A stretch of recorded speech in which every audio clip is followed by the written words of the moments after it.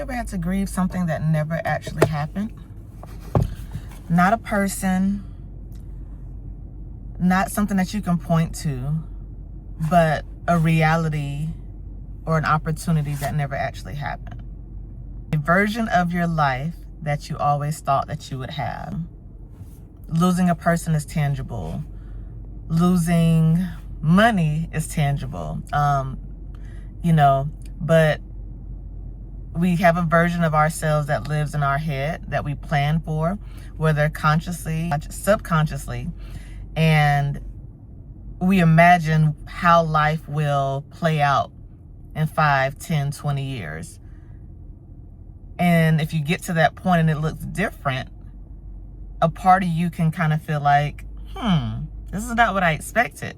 Something's different. I think that's one of the hardest parts. I think that's one of the hardest types of grief, because you can't put your finger on it. How do you grieve something that you didn't lose?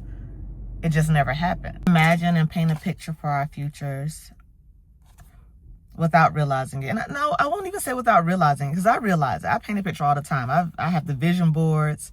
I write it out. I'm a notebook queen, so I have notebooks for everything. Like, all my ideas have to come out of my head and be written down. I guess the thought is that we assume that certain things will happen. Some things as a result of our effort, other things maybe as a natural occurrence or a natural sequence of events. Like, we assume that there's going to be more time. We assume that, certain doors will be open forever. We assume that certain opportunities will come our way. Or we may assume that things would just be easier than what we imagined. Maybe the way we pictured they would be based off of maybe TV, or maybe the adults that were in our lives growing up, or just maybe peers. Maybe we're like, okay, hey, I'll be able to accomplish X, Y, Z once I finish or I get to A, B, C. Not that life is bad. It's just different from the way that you imagined it. Most of the time when people think about grief, is a clear distinction, right? We think about the death or losing a person, an animal. That's usually where grief comes into play. There's that solid distinction. Quite different when it's alternate timelines or possibilities or outcomes that you didn't predict, or outcomes that you didn't even expect could maybe come into play. The question I've been wondering is, like, how do you mourn something that was never yours to begin with? So for transparency, I'll share my example, right?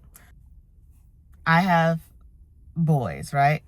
And I always thought, that I have a video on my channel that touches into a little bit of my backstory, but I always thought that I would have another baby, right? I always wanted a lot of kids, always liked a big family. I enjoy children, like I enjoy raising them.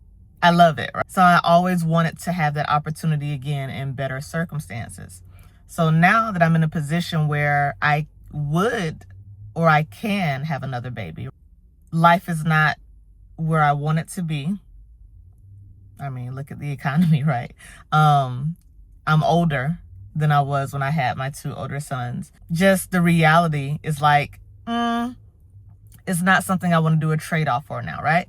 Would I still love a baby? Yes, I think they're beautiful. I would love it. But the reality of what it takes to carry one, birth one, and raise one at this point in my life is not a good trade-off, right? I'll say the risk outweighs the rewards. So you can look at physically, financially, just the state of the world. It's just not a setting that I want to bring another baby in.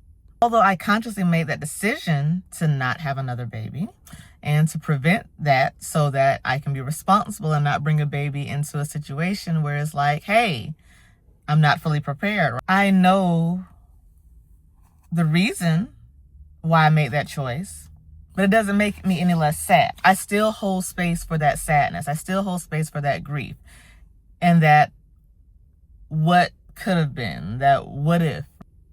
So that's the thing. It's like holding space for that. It's like, where does that feeling go? What do you do with it? My specific example, I never experienced motherhood in the capacity of a full supportive setting.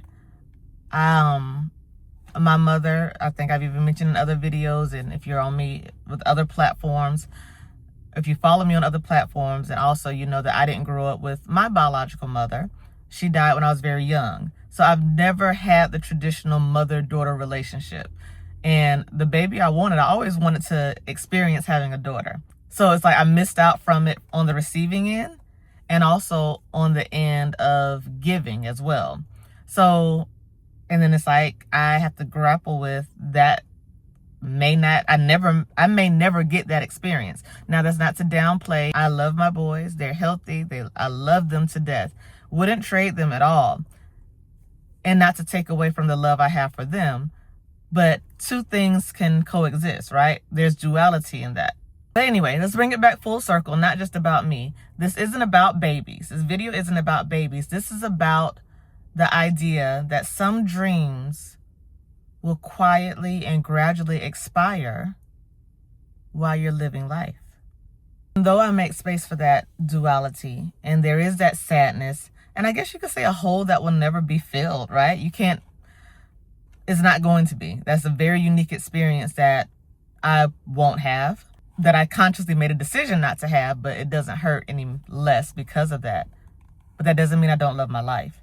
That doesn't mean I'm not happy with where I am. That doesn't mean I don't love my husband, or that things are bad, or that I made horrible choices. And if you would have done X, Y, Z, then you would have had a daughter. Like, no, that's not the point. And again, the point is not of babies, but it's you can grieve things even though you made a well-informed, responsible decision that, hey, one different decision and maybe life could have been this way. And I know that people will say, oh, you can't look at what coulda, woulda, shoulda. And I know that. Like, cognitively, I know that. Mentally, I know that. But the reality is the weight is still there. And I think that's the thing. It's like I've always, there were always conversations about, oh, you shouldn't feel this way. It shouldn't be. Shoulda. But the reality is those are my feelings. Why is so much emphasis put on how you shouldn't feel? You shouldn't look at it like that. But what happens when I do? What happens when I do have these feelings? What happens when that is the reality of how it hits? Why do we just brush things like that under the rug? Why is it not okay to talk about them? Like, that's part of life. I don't want to sweep that under the rug. Accepting the reality isn't pretending that it doesn't hurt. It's acknowledging how it feels without being overly or falsely positive, like, oh, I'm just going to be positive about it. And it's acknowledging that it's there and it still hurts. Allowing yourself to still honor your feelings. Feel allowed to grieve what didn't happen. Gratitude and grief can sit at the same table. Peace with something doesn't remove the pain. You realize that every choice opens a door to a path while simultaneously closing off other doors. Feel like failure at times, whatever the weight of grief that you're holding space for, of dreams that weren't yet birthed or never will be birthed. Dreams, I would say even realities that won't come into fruition. Feels like failure. It's not. It's adulthood. It's life. Part of that process of becoming a full version of ourselves and living is honoring the life that we didn't get to live and making space for that, while also embracing the reality of the life that we have and appreciating that we're fortunate that things have turned out the way they have.